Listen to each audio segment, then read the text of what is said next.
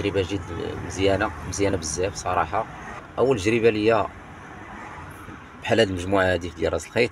راس الخيط كاينه واحد الامتيازات كبيره بزاف على يعني الناس وحدين اخرين اللي شفناها صراحه. من بين هاد الامتيازات هي اول حاجه الكوميونيتي، يعني الناس المجموعه اللي خدامين، الناس بروفيسيونيل تيعطوك معلومه لاصق في اللاصق كما قال السي عمر. يعني شي حاجه تديرها تيقول لك تديرها ترجي، هي هذيك. يعني ما كاينش شي حاجه اللي تقلب عليها في شي بلاصه اخرى ولا هذه ما كايناش. ان اي سؤال طاح لك في بالك او اي مشكل، يعني انت خدام